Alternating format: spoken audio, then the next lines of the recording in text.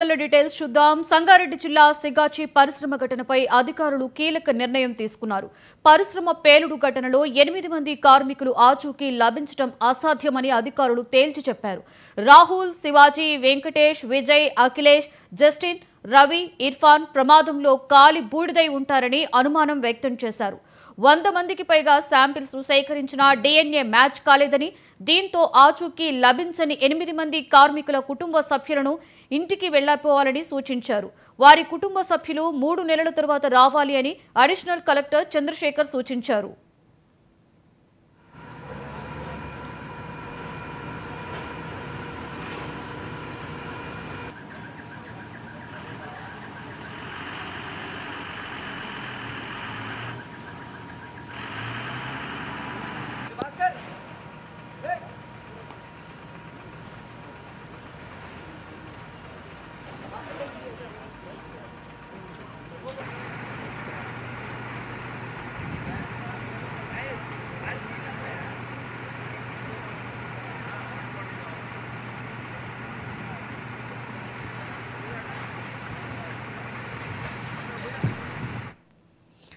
సంగారెడ్డి జిల్లా సిగాచి పరిశ్రమ ఘటనపై అధికారులు కీలక నిర్ణయం తీసుకున్నారు. పరిశ్రమ పేలుడు ఘటనలో 8 మంది కార్మికులు ఆచూకీ లభించడం అసాధ్యమని అధికారులు తేల్చి చెప్పారు.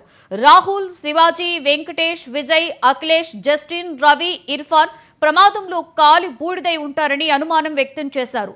100కు పైగా శాంపిల్స్ సేకరించిన DNA మ్యాచ్ కాలేదని, దీంతో ఆచూకీ లభించని 8 మంది కార్మికుల కుటుంబ సభ్యులను ఇంటికి వెళ్లిపోవాలని సూచించారు. వారి కుటుంబ సభ్యులు 3 నెలల తర్వాత రావాలని అడిషనల్ కలెక్టర్ చంద్రశేఖర్ సూచించారు.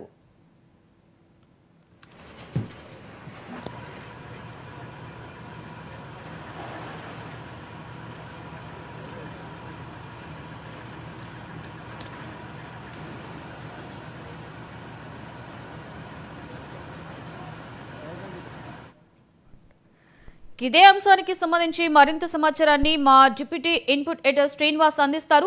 శ్రీనివాస్, చెప్పండి, ఏంటి సిగాచి పరిశ్రమలో జరిగిన ఘటనలో 8 మంది కార్మికుల యొక్క ఆచూకీ ఇక దొరకదు అని, అలాగే వారి కుటుంబ సభ్యులని కూడా 3 నెలల తర్వాత రావాలి అని అడిషనల్ కలెక్టర్ చంద్రశేఖర్ సూచించినట్లుగా మనకి తాజా సమాచారంలో తెలుస్తుంది. శ్రీనివాస్, ఏంటి దీనికి సంబంధించి పూర్తి సమాచారం?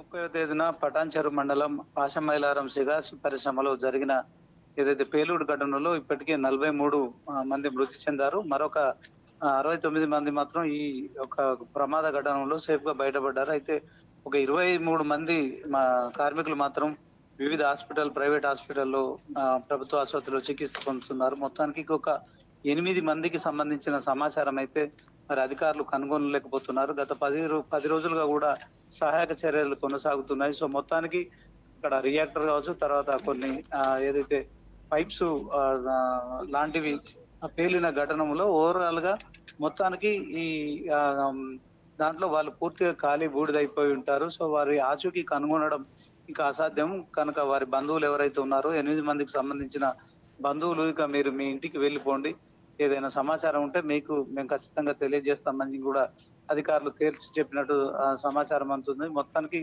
ఈ ఘటన అయితే మరి దీంట్లో దేశవ్యాప్తంగా సంచలనం కలిగించింది. మొత్తానికి పాశమైలారం సంబంధించిన సిగాచి పరిశ్రమలో జరిగిన పేలుడులో మరి 43 మంది మృతి చెందడం కావచ్చు, సో 23 మంది వివిధ ఆసుపత్రుల్లో చికిత్స పొందడం కావచ్చు, సో 8 మంది ఆచూకీ కనుగొనేందుకు గత 10 రోజులుగా కూడా సహాయక చర్యలు చేస్తున్నప్పటికీ కూడా మరి వారి ఆచూకీ లభించడం లేదు. సో ఆ రియాక్టర్ పేలడం లాంటి ఆ ఘటనలో వీరు పూర్తిగా మరి ఈ మంటల్లో చిక్కుకొని పూర్తిగా బూడిదైపోయి ఉంటారని కూడా భావిస్తున్నారు. సో వారి డిఎన్ఏను కూడా పరీక్షించేందుకు ఇప్పటికే 100 మంది సంబంధించిన అవశేషాలకు సంబంధించిన ఆనవాళ్లు కూడా సేకరించి అధికారులు పోల్చి చూశారు, కానీ వారి డిఎన్ఏలు ఎక్కడ కూడా మరి మ్యాచ్ కావట్లేదు. సో దీంతో అధికారులు అయితే వారి బంధువులకు తేటతెల్లం చేశారు. 8 మందికి సంబంధించిన వారైతే మరి వారి ఆచూకీ కనుక్కున్న తర్వాత మీకు చెప్తాం, కానీ మీరు ఇక్కడ పరిశ్రమ దగ్గర వెయిట్ చేయాల్సిన పని లేదని కూడా చెప్పినట్టు తెలుస్తుంది. సో ఇలాంటిదే మరొక ఘటన కూడా మొన్న నాగర్ కర్నూలుకు సంబంధించి జిల్లాలో శ్రీశైలం ఎడమగట్టు కాలువ ప్రాజెక్ట్ లో కూడా మరి ఒక సొరంగం కూలిపోయిన ఘటన జరిగిన సంగతి మనకు తెలిసిందే. 22 ఫిబ్రవరిన ఈ ఘటన జరిగింది. ఇప్పటి వరకు మరి 8 మంది ఆ సొరంగంలో చిక్కుకొని పోయి ఉన్న సంగతి మనకు తెలిసిందో. దాంట్లో కూడా ఒక ఇద్దరి ఆచూకీ మాత్రమే కనుగొన్నారు. మరొక 6గురికి సంబంధించిన కార్మికుల ఆచూకీ ఇంతవరకు మరి కనుగొనలేకపోయారు. మొత్తానికి ఈ 2 ప్రమాదాలు, ఒకటి మహబూబ్ నగర్ జిల్లాలో, మరొకటి మెదక్ ఉమ్మడి జిల్లాలో జరిగిన ఘటనలో మరి ఏదైతే నాగర్ కర్నూలులో 6గురు కార్మికుల ఆచూకీ కనుగొనలేకపోయారు. ఇప్పుడు అట్ ద సేమ్ టైం ఇక్కడ తాజాగా జూన్ 30వ తేదీన జరిగిన పాశమైలారం సంబంధించిన సిగాచి పరిశ్రమలో, రసాయన పరిశ్రమలో పేలుడు సంభవించిన ఘటనలో కూడా మరి భారీ అగ్ని ప్రమాదం చోటు చేసుకోవడం కావచ్చు, మరి అక్కడే ఉన్న ఆ పరిశ్రమకు సంబంధించిన బిల్డింగ్ పూర్తిగా మంటల్లో కాలిపోయి కూలిపోవడం కావచ్చు. సో ఇలాంటి ఘటనలు జరిగిన తర్వాత ఇక్కడ ఒక 8 మంది ఆచూకీ కూడా దొరకని పరిస్థితి అయితే ఉంది. Lakshmi. Right, thank you Srinivas.